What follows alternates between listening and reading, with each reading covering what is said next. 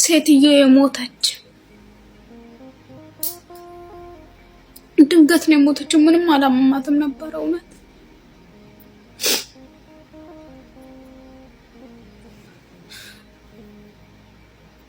ሰዎቹ የሆነ ነገር የሰጠዋት አድርገው ነው እያሰቡ ያሉት መሰለኝ። በጣም ነው እየተኩሳተሩብኝ ያሉት።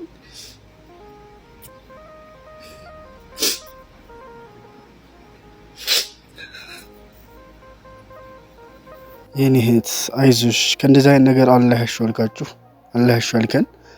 ወይኔ ከባድ ነው በጣም ከምነግራችሁ በላይ። በእንደዚህ እሷ መዳም አላህ ቢገላትም ግን በእናንተ እንደዚህ መማከክ የለበትም። ከባድ ነው። ብቻ አላህ ይጠብቃችሁ ከእንደዚህ አይነት ነገር። ሰላም አለይኩም ወራህመቱላሂ ወበረካቱ። እንዴት ናችሁ? ሁሉ ሰላም፣ ሁሉ መልካም። ክርስቲያን ወገኖቼ ሰላም ብያለሁ። እንግዲህ እቺ ልጅ በጣም ታሳዝናለች። ያው ሞት በሁሉም ነው ያለው፣ ግን እቺ መዳም አላህ ቢገላትም ግን የሆነ ነገር በልታለች፣ አንቺ አብልተሻታል እያሉ በጣም አጨናንቀዋታል ማለት ነውና እንግዲህ እቺ ልጅ ባካችሁ በጣም ችግር ላይ ናትና ሁላችንም ከጎኗ ብንሆን እላለሁኝ። ምክንያቱም በውስጥም ጽፌላታለሁኝ። እኔ በጣም ተጨናንቃለች ከምነግራችሁ በላይ። አሁንም በቃ በክፉ አይን እያዩ ነው የምትለውና በጣም ከባድ ነው በጣም ማለት ነው። እና ሁላችሁም እንደዚህ አይነት ነገር ሲያጋጥማችሁ በእናንተ ምክንያቱም ሁሉ ነገር በእናንተ ነው የሚማከኘው። አሁን ሰዓት የሆነ ህፃን እንኳን ቢታመም የሆነ በላ እንዴ ምን አበላሹ ነው የሚሉት አይደል? በቃ እንደዛ ነው የሚሉት። እናንተ በቃ ተረጋግታችሁ እንደዚህ ሳትጨናነቁ በቃ እቺ ልጅ አሁን በቃ በጭንቀት ለስሞት ነው። እናንተ እንደዛ መደረግ የለበትም። ከምትጨናነቁ ቀጥታ ወደ ፖሊስ ደውላችሁ እኔ አላደረኩትም ግን እንደዚህ እያለች እያስፈራራችኝ ሊገሉኝ ነው ማለት እናንተ ማድረግ አለባችሁ። ከዛ ፖሊስ አጣርቱ በቃ ካላደረጋችሁት በምግብ መበረዝ ምናምን ካልሆነ ቀጥታ ነፃ ትወጣላችሁ ማለት ነው። እና መዳሞች በጣም አሰሪዎች በአሁኑ ሰዓት እንደዚህ እየተደረገ ነው ያለው ማለት ነው። ሁሉ ነገር በእናንተ እየተማኸኙ ነው ያለው ማለት ነው። እና ሁላችን ብቻ አላህ ይጠብቃችሁ ከነዚህ አይነት ነገር አላህ ይጠብቀን። በአሁኑ ሰዓት ታሞ እንኳን መዳን የለም። ያው መዳሞችም እየሞቱ ነው፣ አሰሪ ወንዶችም እንደዛው እየሞቱ ነው ያሉት። እና ሀበሻም በዚህ እንደዚህ ታሞ እንደ በፊቱ አይደለም። ታሞ እንደዚህ መስታመም ምናምን አይደለም። በቃ ቶሎ ምትት ነው እያለው ያለው ሰውና አይዟችሁ፣ ተጠንቀቁ። ከነዚህ አይነት ነገርም አላህ ይጠብቃችሁ። እንግዲህ እቺ ልጅ አሁን በጣም ነው የተጨናነቀችው እንደምታዩት ነው። ምክንያቱም አሁን አማራጯ ወይ እስር ቤት ያስገቡኛል ወይ ይገሉኛል ወይ ነው። አሁን በከፋ አይን እያዩ ነው ያለችው። እና እንግዲህ ምንም ማድረግ አይቻልም። ምክንያቱም እናንተ እሷ በፈራሽ ቁጥር የሚያስቡት እሷ እንዳጠፋቻት፣ እሷ ምግብ ላይ መመረዝ እንዳደረገባት ነው የሚቆጠረው ማለት ነው።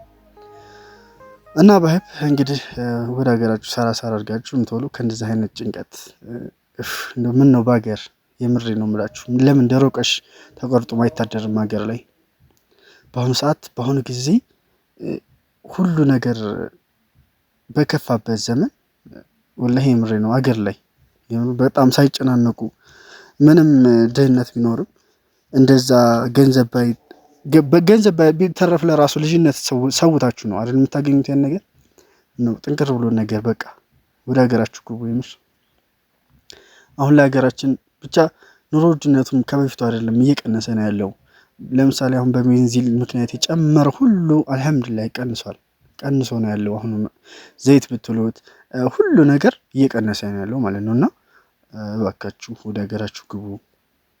ቢያንስ 2 አመትና ከዛ በታች ያላችሁ ወደ ሀገራችሁ ግቡ። በቃ ይበቃችኋል። ይኸውልህ እኔ በቃችሁ። ከዛ በላይ ያላችሁም ምንም ምክንያቱም ጊዜ መፍጀት ነው እንጂ 6 አመት ከ2 አመት በላይ ለፍተሽ ያመጣሽው ገንዘብ ምንም በቃ ትርፍማ ካልሆንሽ በቃ ለቶሩ። ምክንያቱም 2 አመት በላይ ሰርተሽ ያላመጣሽውን ገንዘብ 10-20 አመት ሰርተሽ አታመጩ። ስለዚህ አላህ ሲባርከው ነው። አላህ ገንዘባችሁን ይባርክላችሁ ያበርክትላችሁ። እሱ ዋናው ረድኤት ነውና ረድኤት አላህ ገንዘባችሁ ላይ ያርግበት ማለት ነውና ወደ ሀገራችሁም ቶሎ አነስ ያለ ንግድ ትከፍታላችሁ። አሁን እቺ ልጅ ምንድነው አሁን ወይ ያሳፍሯታል። እኔ አትጨናነቂ እባክሽ እንደዛ አትሁኚ፣ በፈራሽ ቁጥር አንቺ ወደ እስር ቤት ያስገቡሻል፣ ወደ መጠርጠር ትገቢያለሽ ያልኳት ነበርና እሷም አላየችው። ግን በጣም ከባድ ነው ወላሂ ነው የምላችሁ። እዛ ሀገር ገብታችሁ ቢያንስ 200 ሺህ 300 ሺህ ብር ካላችሁ ደህና ሱቅ እንደምከፍቱ ታውቁታላችሁ አይደለ? ለምሳሌ የተንቢ ሱቅ ከፍታ ነበረ እና 200 ሺህ ብር ከፈትኩኝ እያለች ነበርና ከዛ ለምን ገብታችሁ አታዩም? የተንቢ ብላችሁ ግቡ እና ሱቅ ከፍታለች።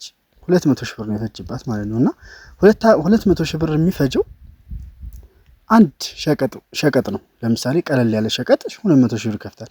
ለምን እሱን ታዲያ ከአረብ ግርድና ለምን ምን ይገኛል? ከ2 ዓመት በላይ ለፍታችሁ ያላገኛችሁትን ገንዘብ ከዛ በላይ ብትለፉ ብትደክሙ ምን ብትሉ እንዴት ብሎ ይገኛል? ስለዚህ ያለቻችሁን ይዛችሁ ወደ ሀገራችሁ የእናታችሁን እንጀራ የራሳችሁን በቃ ምንም ሳትጨናነቁ የራሳችሁን የምታፈሩትን ገንዘብ ብትበሉ ይሻላል። እኔ እንደዛ ነው የምመክራችሁና በተለይ ላይቭ ብንገቡ በተለይ እናቴ ብትኖር በደንብ ነው የምትመክራችሁ፣ በደንብ ማለት ነው። እሷ ብዙ ነገር ታውቅ ነበረ፣ የምታውቋት ታውቋታላችሁ። እና አላህ ይጠብቅሽ እኔት፣ አላህ ከነዚህ አይነት ነገር ያሽዋልካችሁ ሁላችሁም። በነዚህ አይነት ነገር ለምሳሌ አንድ እህት ወላሂ በጣም ህፃኑ ልጅ በጩቤ ያስፈራራት ማለት ህፃን ልጅ አንጀቷን ሊወጋት ያስፈራራታል፣ በጣም ያስፈራራታል። ሩጧ ሁዳ ላይ ሊሰካባት ይላል። እሷ ደግሞ ትሸሻለች። እሷ ሸቃላ ናት፣ እሱ ግን የመዳም ልጅ ነው። እንዴት እንደወረረኝ ማለት ነው። ያንን ልጅ አትገፈትረው አትቀመው የሆነ ወግቶ ራሱን ወግቶ ሰብል ይሆናል ነው። በጣም ከባድ በጣም እኔ በጣም ነው የተጨናነቅኩት በእናንተ ማለት ነውና ሁላችሁም ብቻ አላህ ይጠብቃችሁ ከነዚህ አይነት ነገር አላህ ይሰውራችሁ። ወደ ሀገራችሁ መግባት አስባችሁ አላህ ያስገባችሁ። መልካም ጊዜ መልካም ቆይታ። በቀጣይ ቪዲዮ እስከምንገናኝ ድረስ እናመሰግናለን።